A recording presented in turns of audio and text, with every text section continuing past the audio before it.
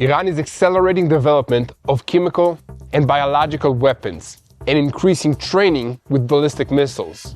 But the concern isn't only missiles, and Prime Minister Netanyahu presented evidence of other rising concerns to President Trump in the intelligence file on Iran.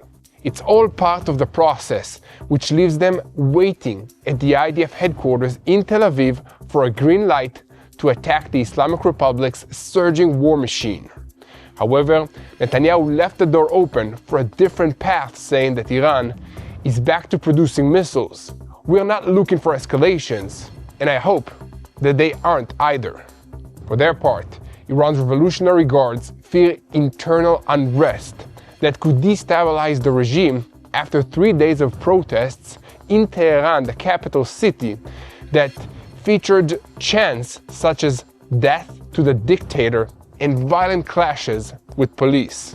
However, Iran's president has gone all in to give the protesters an exit ramp before things get too far out of hand and the regime falls, or else has to use massive violence to put down these protests. In the Gaza Strip, Prime Minister Netanyahu said that Hamas has 60,000 rifles. If the weapons are collected, we won't move to the next stage. And in an interview with Fox News, he declared and added that if Hamas remains armed, Gaza's future is in danger. In related news, more details are emerging after a tunnel was exposed following the heavy rains, and Hamas continues to make money off the black market in Gaza that includes wild trading at astronomical prices. Speaking of which, Israel will demand that international aid organizations in Gaza and Judea and Samaria prove a complete break from terrorist organizations. In regional developments, Saudi Arabia and the United Arab Emirates, two allies in the Persian Gulf region, had a violent disagreement over the best way forward in Yemen this week. Abu Dhabi decisively lost this argument, and now they're pulling back. But this is sure to set back efforts to form a united front against Iran. And meanwhile, after recognizing Somaliland, Israel is preparing the next blow against the Houthis in Yemen. Welcome to Boots on the Ground. I'm your host, Yair Pinto, bringing you the whole truth about what's happening here in Israel.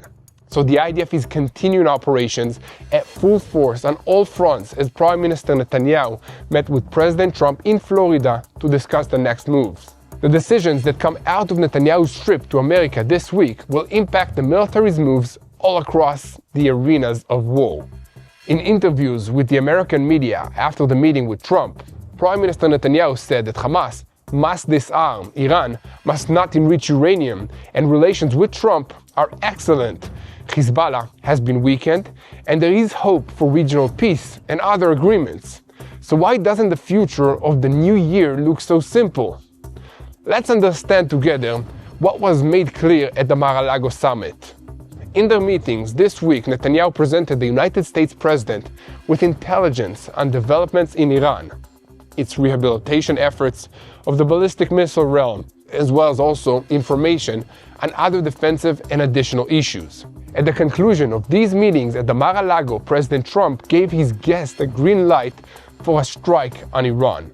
So far so good, right? The question now is whether Israel will launch a preemptive blow against missile launchers or whether Iran will fire first. We need to try to understand together because an opening move like that could lock in the outcome of the next round. In addition, today we'll take a look at what's happening with disarming Hamas and Phase B in the Gaza Strip. President Trump said that there are dozens of countries ready to enter Gaza and disarm Hamas. In Israel's security establishment, they cannot currently say which countries these are, and they emphasize that the only country with substantial military power which has expressed a willingness to enter Gaza is Turkey. But that doesn't work for Israel, for all kinds of reasons. And meanwhile, Netanyahu presented Trump with information about the Gaza Strip, including the fact that in Gaza there are 60,000 Hamas weapons, and if the weapons are not collected, we will not be able to advance to the next stages. A source close to Netanyahu said that he also said that Israel will not be able to allow a Turkish presence on the ground. So, What is the big concern about Turkey? We'll explain in just a moment. In the northern arena, Hezbollah is another terrorist organization that Israel wants to see disarmed, and we're not alone in wanting this outcome. However, we seem to be the only ones who can actually make sure that it happens, and we'll take more time about what's happening there later in this report. And to the south, Yemen was back in the headlines this week, but not because of the Houthis. In a bizarre turn of events that could only happen in the Middle East, Saudi Arabia struck the allies of its main ally in this region, the United Arab Emirates. In this case, it was separatist forces which want to take control of Yemen from the Houthis, and the United Arab Emirates are supporting them with weapons and with equipment. But the Saudis don't like the idea because they're supporting a different separatist group that's trying to do the same thing. So they bombed these UAE-backed separatists in support of their own faction in Yemen. So what do the different separatists want? Who controls what? And how will this chaos serve Iran and the Houthis, who are watching from the side and marking all of the situation? Amidst all of this chaos, Israel is considering recognizing an entity in southern Yemen backed by the United Arab Emirates, hoping for strategic cooperation on the Red Sea coast against the Houthis. So from wars over camels to a global battle over ports, how did Somaliland, the state that no one recognized, became a central player in the Red Sea power game? And how is this connected to the Houthis? In today's report, we'll try to untangle one of the most complicated topics in the Middle East. So we have a lot to talk about today, so let's dive into the details. I'm Yair Pinto, and this is your Boots on the Ground report about what's happening in Israel on day 817 of the war against Hamas, Hezbollah, the Houthis in Yemen, the Shia militias in Iraq, and all the other armed groups in this region that are taking their orders from Iran's Revolutionary Guards Corps, which is the head of the axis of evil in the Middle East. A moment before we start, I want to once again invite you to be part of the TBN Israel team by sharing our content, leaving a comment, following us on social media.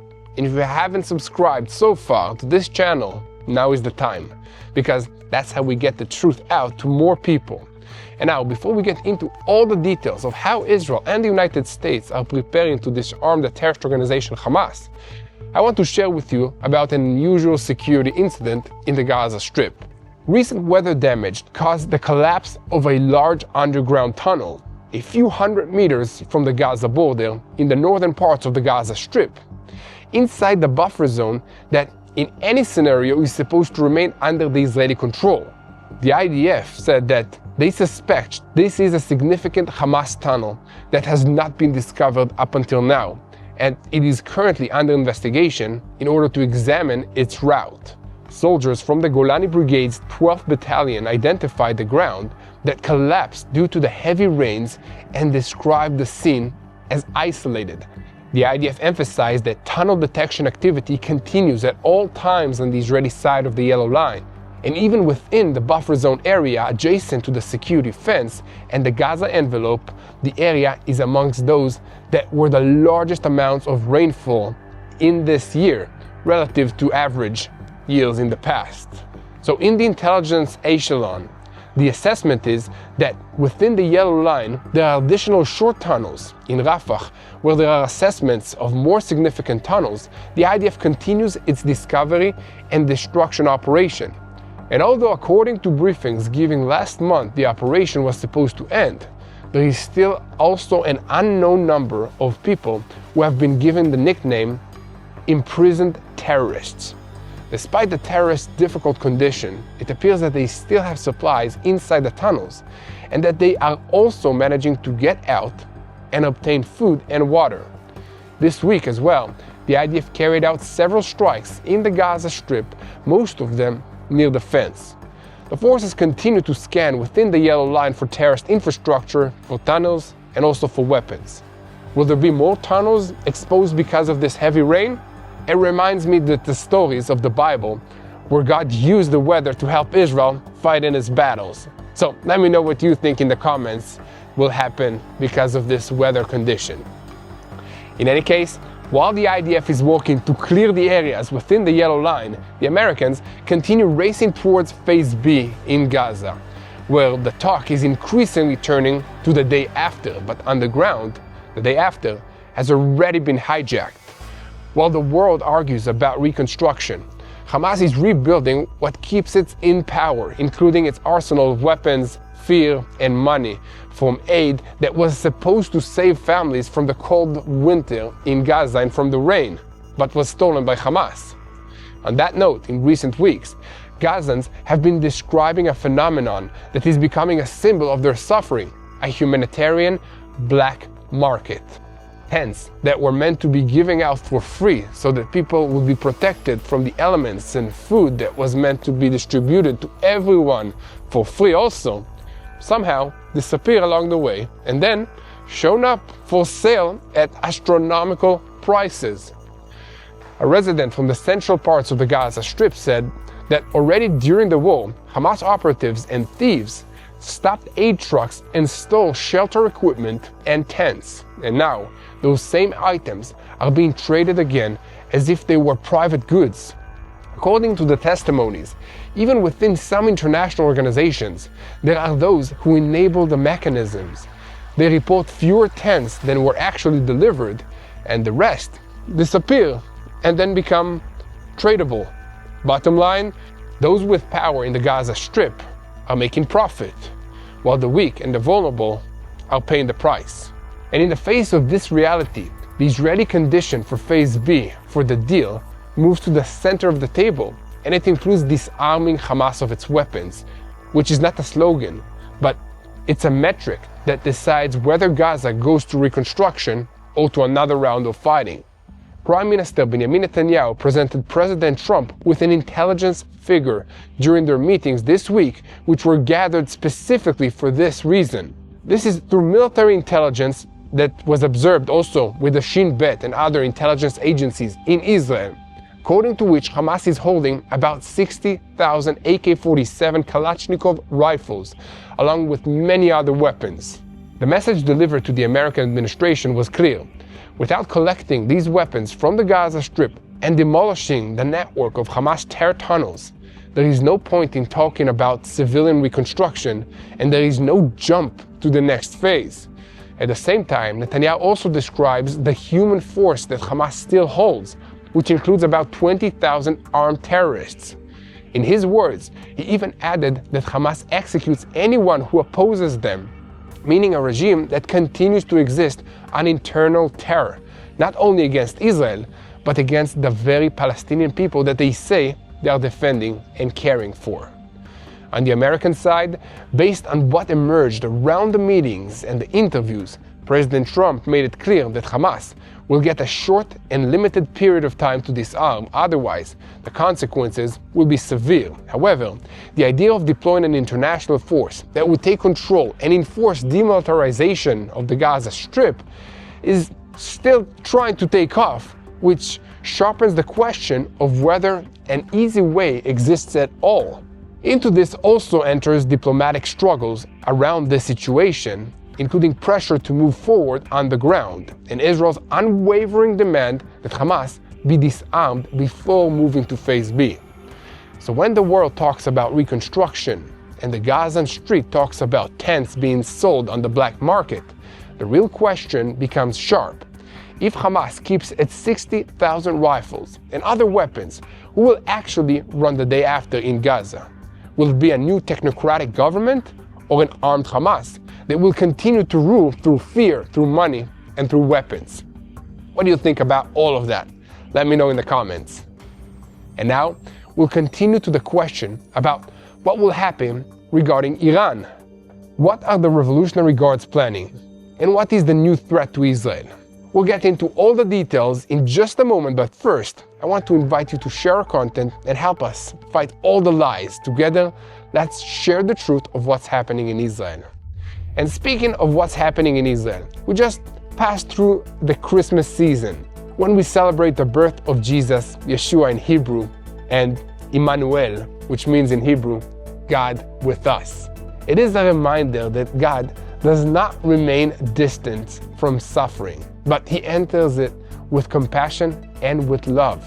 For many children in Israel, suffering is painfully real. Since October 7th, tens of thousands of children, including my own, have endured fear, loss, and trauma that no child should ever face. Some lost their sense of safety overnight. Some carry deep emotional wounds that cannot be seen. At Shiloh Israel Children's Fund, trained professionals are walking alongside these children on their journey towards healing. This is through trauma-informed therapy. They help children process pain, rebuild trust, and rediscover safety through consistent, compassionate care. This help is not symbolic. It is happening right now. One therapy session can help a child take the first step towards healing. A month of care can restore stability. A year of support can help a child reclaim their childhood. This is faith in action. This is loving, at the least of these, in a tangible, life-changing way. At Christmas, we remember that Jesus came near to the broken-hearted. Today, we are invited to do the same thing. So if you want to help the children of Israel with their trauma of 2 years of war, go to www.israelchildren.org/help. Again, that's www.israelchildren.org/help and give today. Your generosity is more than a gift. It is an answer to prayer and a pathway to healing for a child in Israel. And now, let's get into what's happening with Iran, because the green light for Israel to attack the Islamic Republic's ballistic missile array is no longer being hinted, it's being said out loud. After the Trump-Netanyahu summit at the Mar-a-Lago this week in the United States, and following a series of public statements about an immediate blow if Iran tries to rebuild the capabilities that were hit, the question that everyone is whispering in the security corridors is simple. Are we really on a way to another strike in Iran? And what exactly will the regime in Tehran try to do before this happens? Because alongside the talk about ending a round of conflicts and coming out of the 12-day war in Iran in a completely different war, there is a different thing taking place underneath the surface. From the outside, this includes an accelerated armament effort, but from the inside, the regime is facing an economic and also political crisis.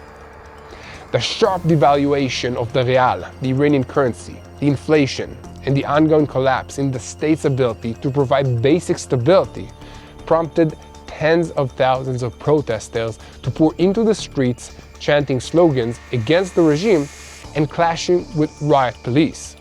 We've seen this movie before, and the regime's crackdowns have always managed to push back these protesters.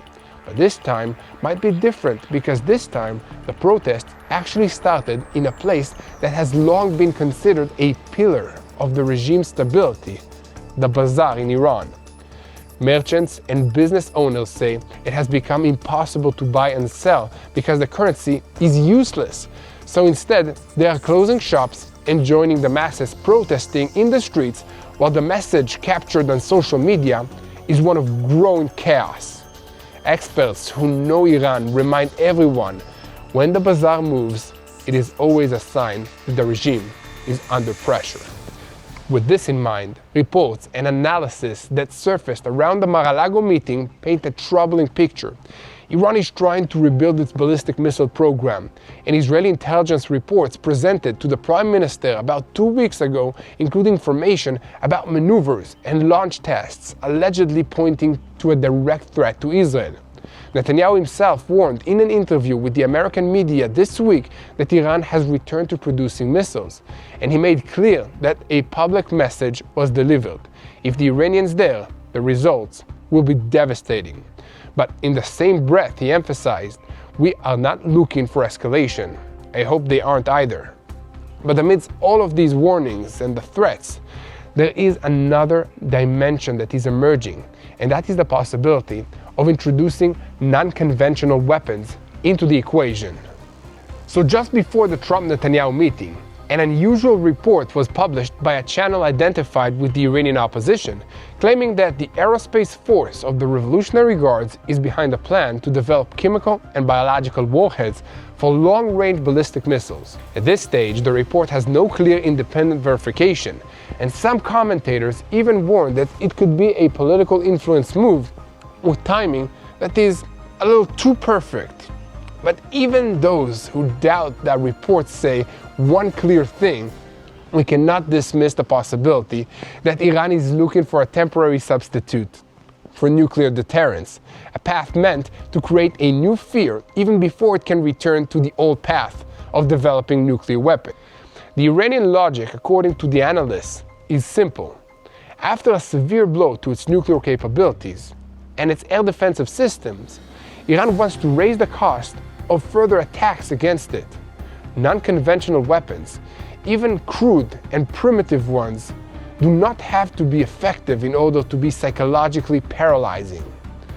The mere suspicion that such weapons exist, combined with missiles capable of carrying them to a long distance, can create an umbrella of fear that delays another strike and gives Tehran time to rebuild capabilities, redistribute the resources, and bring its proxies back into the game.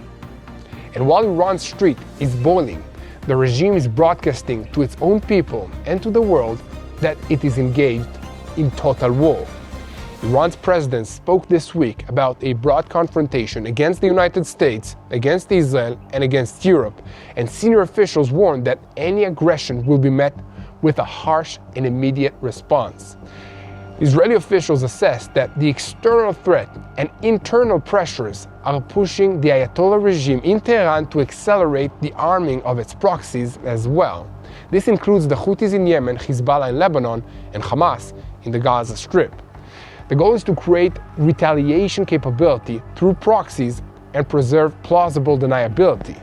Alongside this, another scenario is present, one that security officials do not stop thinking about, and this is the possibility of overseas terror attacks on Israelis and Americans in areas where protection is more complex and responsibility can disappear into the fog. Iranian agents have attacked Jewish and Israeli targets in third countries in the past, and amidst the rising tide of global anti-Semitism, it's not difficult to imagine that they'll try to do this again, using local criminal syndicates to do their dirty job for them. And that is exactly the connection point to Mar-a-Lago in the United States. Prime Minister Benjamin Netanyahu arrived at these meetings with an intelligence file packed full, and Trump arrived with a red line message. Israel and the United States look at the previous strikes against Iran in June as a chapter already written. However, the Ayatollah regime and the IRGC, the Islamic Revolutionary Guards Corps, by all signs still see themselves in the middle of a total war, one that they feel they must respond to, strike back, and prove that they have not been broken.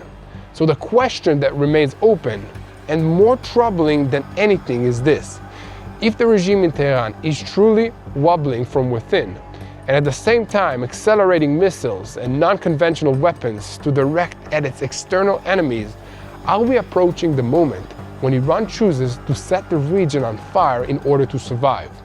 Or the moment when Israel understands there is no more time to wait?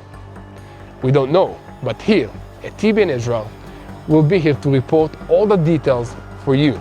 So keep spreading the truth, share, follow us, and most importantly, do not forget to press on the subscribe button so that you stay tuned to the truth in real time and never miss another episode of Boots on the Ground. After the wave of American strikes against ISIS targets in central and eastern Syria, the message in Washington is clear. The United States does not intend to allow the terrorist organization to exploit the security vacuum created after the fall of the Assad regime. More than 20 ISIS terrorists have been eliminated in recent weeks. Weapons depots have been destroyed, and American forces continue operating from the air and on the ground. But behind the fight against ISIS, a much bigger game is being played in Syria, one that directly concerns Israel. From Israel's side, the policy is clear and consistent, as the IDF continues to hold key positions in the Syrian sector And whenever there is identification of an attempt by a terrorist organization to strengthen, whether it's ISIS or Hezbollah or other pro-Iranian elements, Israel acts immediately. Strikes, thwarting operations, and the dismantling of infrastructures are meant to deliver a sharp message. Syria will not return to being a terrorist corridor. The new regime in Damascus understands very well that there are red lines in Israel, and Israel will not allow them to be crossed. At the same time, United States President Donald Trump is presenting a different but complementary approach. He recently said that the only person in Syria he can trust at this stage is interim President Abu Muhammad al-Julani, and he clarified that the United States will do everything to promote understandings between Israel and Syria. He added that this is a historic opportunity, emphasizing that Washington sees stability in Syria as a top regional interest. But Syria is far from a simple arena. Turkey is trying to deepen its influence in the north. Iran is looking for ways to return through militias and proxies, and Russia is examining a security comeback that would limit Israel's freedom of action. Within this complexity, Israel and the United States are coordinated, and one hand is trying to stabilize and build the diplomatic channels, while the other hand keeps a finger on the trigger, ready for anything that might happen. So the big question that remains open at this point is whether Syria will become a neighbor with whom dialogue is possible, or once again, another battlefield between great powers and terrorist organizations. And here at TBN Israel, we will continue to spread the truth, so share and follow us, and most importantly, don't forget to help us reach more people with what's happening here so that you can pray about the situation. Now, we are switching our focus to the southern front, because beyond the noise of headlines and politicians' statements over the past year, Somaliland had become one of the most dangerous and also influential areas in the broader Middle East. Anyone who thinks that this is a distant African country that has nothing to do with Israel is missing the big picture. This is a story about the Red Sea, about proxy wars, about great power struggles, and about one friction point that could ignite a much wider regional conflict. That's because the Red Sea is not just a shipping route, it is a lifeline of the global economy, as about 12% of global trade passes through it every single day, including energy, food, and strategic goods. The Houthis in Yemen understand this very well and early. Since the outbreak of the war in the Gaza Strip, they have turned the Red Sea into a battleground, launching missiles and drones and threatening commercial ships, not only Israeli ones, but Western ones in general. Somaliland sits exactly at the point that makes it possible to stop this threat at its root. Its coastline overlooks Bab el-Mandab, the bottleneck that connects the Red Sea to the Indian Ocean. Control of this coastline enables intelligence gathering, early warnings, and ultimately also firepower. It's no coincidence that the Houthis declared that this week that any Israeli presence in Somaliland would be a military target. However, for Israel, recognition of Somaliland is not merely a diplomatic gesture, it is a military move disguised as diplomacy. Israel is building a strategic arc against Iran, and it's against its proxies. From the Mediterranean through Eilat in Israel's south, the Red Sea, Sudan, and all the way to Somaliland. The meaning is clear: less freedom of action for the Houthis, fewer smuggling routes for Iran, and less ability to achieve surprises. As a bonus, there are many economic opportunities in Somaliland that Israel could take advantage of. And this would also benefit Somaliland and open increased opportunities for the people living there.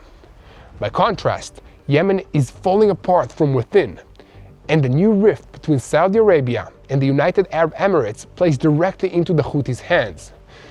This week, Saudi Arabia bombed separatist forces supported by Abu Dhabi, and the United Arab Emirates officially withdrew. But it continues to wield influence behind the scenes while the Houthis and their Iranian masters watch from the sides, laughing at their enemies as they are growing stronger. So, let's take a look at the different separatist groups who are supported by Saudi Arabia and the United Arab Emirates. The main separatist group in southern Yemen is the Southern Transnational Council, which dreams of an independent state. If that happens, a new geographic continuity will be created: Somaliland to the south, southern Yemen to the north, both with ties to the United Arab Emirates and with potential cooperation ties with Israel. This is a strategic nightmare for the Houthis and therefore also for Iran. However, the more divided the Sunni camp is, the more Houthis gain time, legitimacy, and power. Every clash between Saudi Arabia and the United Arab Emirates reduces the pressure on the Houthis and directly benefits the IRGC, Iran's Revolutionary Guards Corps. And so, from an Iranian perspective, Somaliland is not a local issue. It is a direct threat to the project of taking over the Red Sea. However, Iran is not the only country that is freaked out by Israel's recognition of Somaliland. Egypt is furious because, for Cairo, any change in the balance of power in the Red Sea is a direct threat to the Suez Canal. Turkey is boiling with rage because it invested years and enormous amounts of money trying to gain control over Somaliland's coastline through the Mogadishu government and military bases, and now this Israeli move blocks its path through Bab el-Mandeb. This is also a problem for Russia and for China, which have their own interests in the Red Sea, which are threatened by Somaliland's existence and viability. China may be the most dangerous player of all this game. It has a base in Djibouti, a massive navy, and a so-called fishing fleet that operates along the coast of Eastern Africa and drains resources without resistance. From Beijing's perspective, Israel is an American outpost that interferes with long-term planning. Somaliland, if it becomes a Western Israeli ally, could become a new thorn in China's side. And in the middle of all these lies the United States of America. Washington supports freedom of navigation and opposes the Houthis, but still has not officially recognized Somaliland because it has other interests and allies in the region that don't want it to do so. But while Washington hesitates and weighs the costs and the benefits, Israel has already made its move and chosen its side. For Jerusalem, the Red Sea is not a secondary front, but rather a primary strategic front. The move in Somaliland completes a broader concept, not to wait for the threat to reach Haifa or Eilat, Israeli cities, but to stop at thousands of kilometers away from home. But there are also risks because every base, every flag, and every point of cooperation becomes a target. The Houthis will not give up, and Iran will look for a way to respond to this. Turkey will try to bypass this threat to their own Red Sea interests, but China will apply economic pressure, while the other players in the Middle East will try to find their own solutions, playing a double game and trying to appease their own populations along with the great powers. This highly strategic country, which looks small on the map and which doesn't have much of an economy or a military force right now, could end up being one of the most important factors deciding the fate of the Red Sea region and by extension, the entire world.